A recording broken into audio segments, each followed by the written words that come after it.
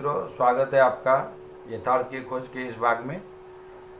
मित्रों, पिछले वीडियो में हम लोगों ने कुंडली शक्ति के बारे में जाना था। कुंडली शक्ति क्या है और कैसे जागृत करना है। आज हम लोग उसमें थोड़ा सा प्रकाश और डालेंगे कुंडली शक्ति पे। तो कुंडली शक्ति दोस्तों, कुंडली शक्ति जागृत करना एक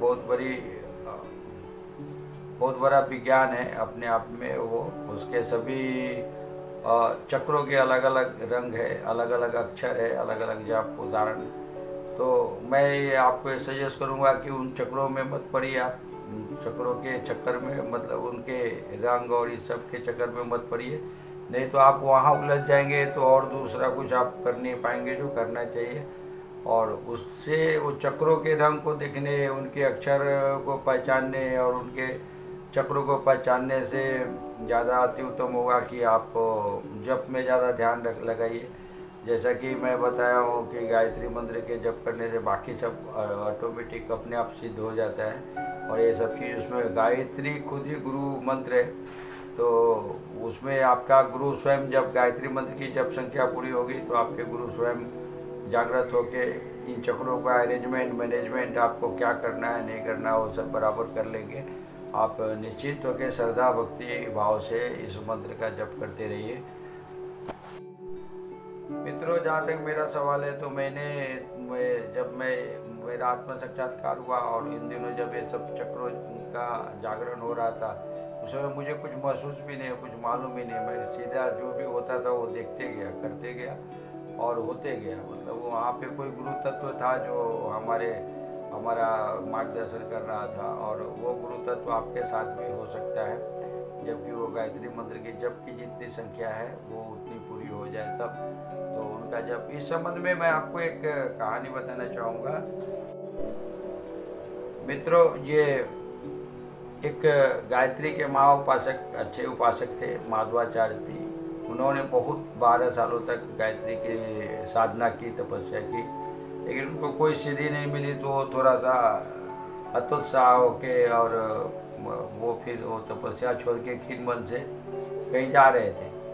तो उनको रास्ते में एक ये कोई ऐसा तार का तारी निकालने वाला गांव में नेटुआ हम लोग बोलते हैं, और कुछ पास ही ऐसे कोई भी एक ऐसा जो आदमी था, मजदूर टाइप का आदमी था।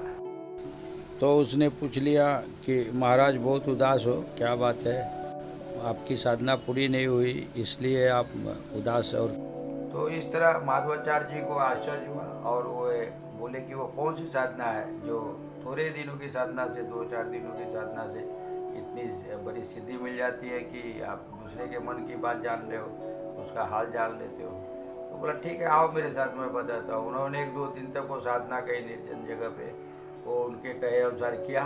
तो उस जो साधना किया, जो भी उनके देव थे वो इनके सामने प्रकट हुए। तो इन्होंने उनको आवाज़ दिया, वो जो उनके देवता थे, कि आपको क्या चाहिए, आप क्या, आपकी आज्ञा है, क्या सेवा करूँ, ऐसा कुछ उन्होंने बोला। सबसे पहले तो आप दर्शन दीजिए, मैं आपके नमस्कार, आपको पाँव पड़ना चाहता हूँ, आपको नमस्कार करना चाहता हूँ। तो वो जो भी देवता बोला, मैं गायत्री मंत्र के उपासक के सामने नहीं आ सकता, इतना ये नहीं है। उन्होंने बोला जो तुम वो हमारे सामने नहीं आ सकते हो तो तुम मुझे वरदान क्या दोगे? तो मुझे वो ये बताओ कि मेरी ये साधना जो पिछले 12 साल मैंने जो साधना की, वो उसका कुछ परिणाम क्यों नहीं आया? दूसरे बताया कि ये जो साधना आपने किया वो आपके पिछले जन्म के कर्मों में, वो अभी तक की साधना जो है वो पिछले जन्म के कर्म कटने में गए, और आगे आपसे जो करोगे तो उसके आपके परिणाम आएंगे। तो उन्होंने उनको हाथ जोड़ा, बोला भाई आप जाओ।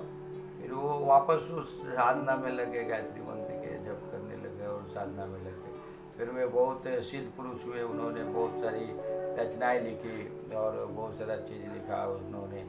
तो ये महान पुरुष हो गए। माधवाचार्य जी को सभी कोई जानते हैं। तो ये एक ऐसी घटना इससे सिद्ध होती है कि हमें कभी साधना करते करते, मंत्र जप करते करते थोड़े दिनों में अगर उसका प्रतिफल या फल परिणाम न मिले तो हमें नाराज नहीं होना चाहिए, हतोत्साह नहीं होना चाहिए कि भाई इतना दिन क्या क्यों नहीं। हो सकता है पिछले अपने कुछ कर्म भारी हो, गहन कर्म विधि हो जो कट रहे इन साधना के द्वारा, और आगे कभी भी जैसे एक जगह कुआं खोद रहे हम और खोदते खोदते खोदते खोदते कुछ दूरी पे गए और थोड़ा दूरी पे जाके थक हार के बैठ गए कि भैया अब पानी नहीं निकला और नहीं, तो हम उस कुआं को और गहरा खोदेंगे और दूसरी जगह जाने की अपेक्षा उसी कुआं को और थोड़ी गहराई तक खोद लेंगे, तो और पानी मिलने की, जल्दी पानी मिलने की संभावना हो जाती है, बढ़ जाती है। तो मित्रों, इस तरह से साधना में मन लगा के साधना करना है और उससे कभी हतोत्साह होकर छोड़ना नहीं है बीच मार्ग में।